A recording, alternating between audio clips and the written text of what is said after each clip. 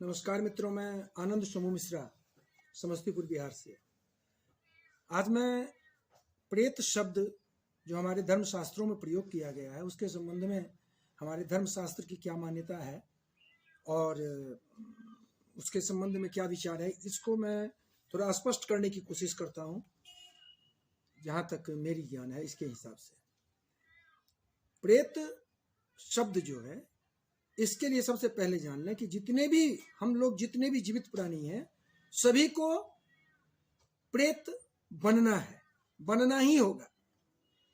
अब इससे अर्थ इसका स्पष्ट ये हुआ कि एक तो मनुष्य योनि हुआ, प्रेत भी एक योनि है अन्य योनियों की तरह।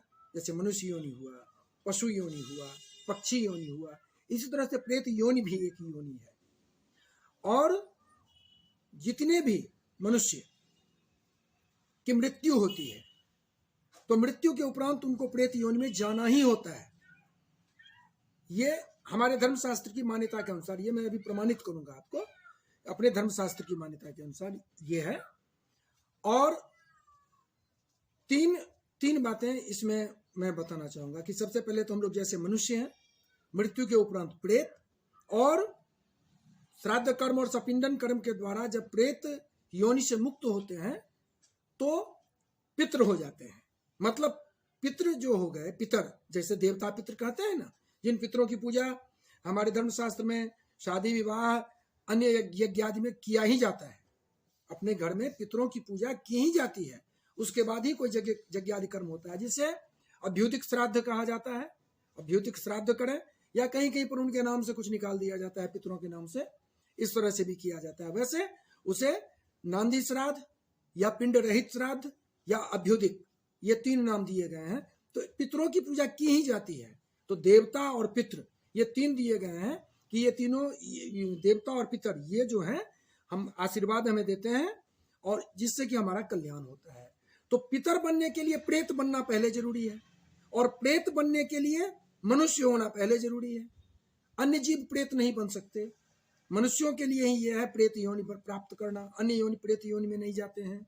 मनुष्य के लिए ही है कि वो प्रेत योनि में जाएगा, और प्रेत योनि में जाएगा मृत्यु के उपरांत जाएगा, और हर किसी को प्रेत बनना है। इसलिए प्रेत शब्द से डरने की तो कोई बात है नहीं। पहली बात तो ये जान लें, हर किसी को प्रेत बनना है, क्योंकि प्रेत के बाद ही वो पितृ जैसे स्टेप होता है ना, पहला के बाद दूसरा के बाद तीसरा के बाद चौथा, इस सही तरह से मनुष्य जबकि मृत्यु होती है तो वो प्रेत बनता है। प्रेत से, प्रेत योनि से मुक्त होकर के वो पितर बनते हैं, और पितर से जब मुक्त होते हैं तो वो विश्वदेव बनते हैं। विश्वदेव पितर से भी ऊपर के देवता हुए। तो ये क्रम बना हुआ है इसका। अब जब मृत्यु होती है तो मृत्यु के उपरांत श्राद्ध कर्म का विधान दिया गया है अपने यहाँ। श्राद्ध कर्म में श्राद्ध कर्म किया क्यों जाता है? तो श्राद्ध कर्म करने का मूल उद्देश्य ही है कि वह मृतक की जीवात्मा जो अब प्रेत योनि को प्राप्त हो गई है, वह प्रेत योनि से मुक्त होकर पितर बन जाए, मेरे पितर बन जाए। इसके लिए मैं संकल्प वाक्य से यह आपको स्पष्ट हो जाएगा, और जो भी कर्मकांड से जुड़े हुए लोग हैं वो समझ जाएंगे कि संकल्प वाक्य से ही, कि देखिए स्पष्ट दिया गया है कि जिस व्यक्ति की मृत्यु हुई है उसके पुत्र अगर यदि श्राद्ध कर्म कर रहे हैं तो श्राद्ध कर्म में क्या संकल्प वाक्य होता है, ये सुन लें कि ओ मध्य अमुक गोत्रस्य, जो उस मृतक का गोत्र हो, अमुक गोत्रस्य पितुः, अगर बेटा श्राद्ध कर्म कर रहा है तो पिता के लिए पितुः, अमुक गोत्रस्य पितुः अमुक प्रेतस्य, स्पष्ट कह रहा है कि मेरे पिता जो है वो अभी प्रेत हैं। अमुक प्रेतस्य, प्रेतत्व विमुक्ति है, प्रेतत्व विमुक्ति है, षोडश श्राद्धांतर्गत आद्य श्राद्ध महम करिष्ये। मतलब मेरे पिता, अमुक गोत्र के मेरे पिता जो प्रेत हैं, अभी प्रेत हैं, अमुक प्रेतस्य प्रेत है, उनके प्रेतत्व विमुक्ति है कि प्रेतत्व से मुक्त हो जाए। इसलिए मैं यह 16 श्राद्ध के अंतर्गत आद्य श्राद्ध, मतलब जिसको एकादशाह कहते हैं, कर रहा हूं। इसके बाद फिर द्वादशाह होता है, जिसमें 14 मासी की प्रक्रिया होती है, और फिर सपिंडन करण क्रिया होती है। सपिंडन करण में क्या होता है? सपिंडन करण में आप जो प्रेत हैं उनका अपने पितर में त्रिक आते हैं, उनको त्रिक बोला जाता है। जैसे जो मृतक हैं उनसे ऊपर के, तो जैसे जो करता है उसके पिता का देहांत हुआ है तो उस उनके ऊपर क्या हो गए, कर्ता के बाबा तो पितामह, परबाबा परपितामह, और परबाबा के पिता वृद्ध प्रपितामह, ये 3 त्रिक हो जाएंगे, जिसको पितर बोलिएगा। तो एक तो प्रेत हो गए पिता, जिनका कि प्रेतत्व विमुक्ति हेतु के लिए हम कर्म कर रहे हैं, और उनके ऊपर के 3 हो गए पितर, पितामह परपितामह वृद्ध प्रपितामह, जिनके लिए प्रेत शब्द का प्रयोग नहीं होता है। सपिंडन कर्म की क्रिया जो होती है, उस क्रिया में उनके लिए प्रेत शब्द का प्रयोग नहीं किया जाता है। प्रेत शब्द का प्रयोग सिर्फ मृतक के लिए किया जाता है। जिनका भी सपिंडन कर्म से पूर्व, उनको प्रेत शब्द से संबोधित किया जाता है, अमुक प्रेतस्य कह करके संबोधित किया जाता है।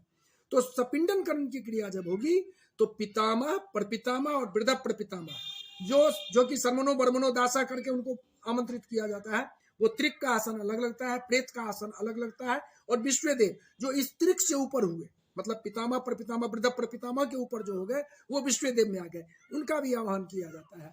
और इन तीनों, ये त्रिक और विश्वदेव, इनकी उपस्थिति में इस प्रेत का जल और पिंडदान होता है ना, जल से और पिंड से अर्घ दिया जाता है, जल से अर्घ दिया जाता है, तो वो जल वाले अर्घ के द्वारा और पिंड के द्वारा उन पितरों से, जो त्रिक जो पितर हैं, पितामह परपितामह वृद्ध प्रपितामह, उनसे इस प्रेत को मिलाया जाता है। और जब वो इनका मिलान कर दिया जाता है तो इनका प्रेतत्व विमुक्ति हो जाता है, प्रेतत्व से मुक्त होकर के पितर बन जाते हैं।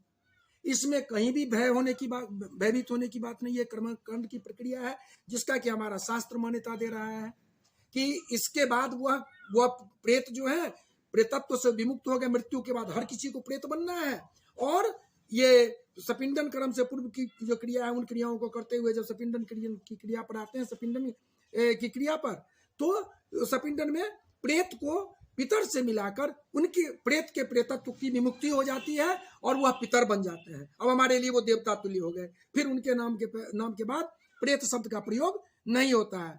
अमुक प्रेतस्य नहीं प्रयोग किया, अमुक शर्मना, अमुक वर्मना, ये प्रयोग किया जाएगा। तो ये तो हो गया प्रेत की बात। तो फिर प्रेत से डरने की कोई बात नहीं है। दूसरी बात इसमें कि यह जो मान्यता है कि अगर मान लिया जाए किसी का श्राद्ध नहीं हुआ तो वो प्रेतात्मा भटकती रहेगी, उसको प्रेतत्व में मुक्ति मिला नहीं, वो मुक्त नहीं होगा। फिर उसके साथ क्या होगा? तो जो भी प्रेत बनेंगे, जो भी प्रेत योनि में भटक रहे हैं, जिनको मुक्ति नहीं मिली है, वह सिर्फ अपने कष्ट भोगते हैं। न उनको उनमें ये क्षमता होती है कि किसी का हित कर सकें, न ये क्षमता होती है किसी का अहित कर सकें। वह कष्ट भोगते रहते हैं उसी योनि में। और यह भी संभव नहीं है कि वह किसी के शरीर में प्रवेश कर जाए, मनुष्य के शरीर में बोलने लगे या कुछ कहने लगे, ऐसा कभी नहीं होता है। हाँ, सतयुग में, जिस युग में देवताओं के आवाहन करने पर भी देवता प्रत्यक्ष प्रकट होते थे, जैसे भगवान विष्णु यह गच्छ यह तिष्ठ, तो भगवान विष्णु स्वयं प्रकट हो जाते थे अपने भक्त के सम्मुख, और सम्मुख प्रकट होकर के उनकी पूजा आराधना की जाती थी। इसी तरह से पितर भी प्रकट होते थे, प्रेत भी प्रकट होते थे, उस युग में होता था। द्वापर में भी इसका उदाहरण मिलता है भीष्म पितामह के लिए। त्रेता में तो है कि दशरथ जी, सीता जी, दशरथ जी गए, रामचंद्र जी गए श्राद्ध कर्म के लिए, क्योंकि दशरथ जी तो मृत्यु हो चुकी थी दशरथ जी की, तो श्राद्ध कर्म तो बड़े पुत्र के नाते रामचंद्र जी को करना था, वो तो वनवास में थे। तो वहीं पर वो फल्गु नदी के किनारे पर जाकर के, और वहां पर जाकर के सीता जी को नदी के किनारे बैठा कर चले गए, बालू अपने व्यवस्था करने की सामग्री की, श्राद्ध कर्म की, और इस बीच में सीता जी बालू लेके लोकने लगे। ऐसी कथा में आती है, बालू का गोल बनाकर लोकने लगे, और उसी समय दशरथ जी हाथ निकाल कर खड़े हो गए, तो सीता जी ने उनको दे दिया वो बालू का पिंड ही, बोले कि यही बालू का पिंड हमको तुम दे दो, तुम्हारे यहाँ से हम ग्रहण कर लेते हैं, हम बहुत बेचैन हैं। तो सीता जी ने उनको दे दिया, वो चले गए। उसके बाद रामचंद्र जी कितना भी आवाहन कर रहे थे तो पिता प्रकट ही नहीं हो रहे थे। तो फिर उन्होंने पता किया, तो पता चला कि ऐसे ऐसे सीता जी के माध्यम से उनको पिंड प्राप्त हो चुका है, इसलिए वो अब प्रकट नहीं हो रहे हैं। तो त्रेता में प्रकट होने की, प्रेत के प्रकट होने की बात आ रही है सामने। फिर द्वापर में भीष्म पितामह के लिए भी ऐसा कहा जाता है कि वो भी प्रत्यक्ष पिंडदान ले लिए थे।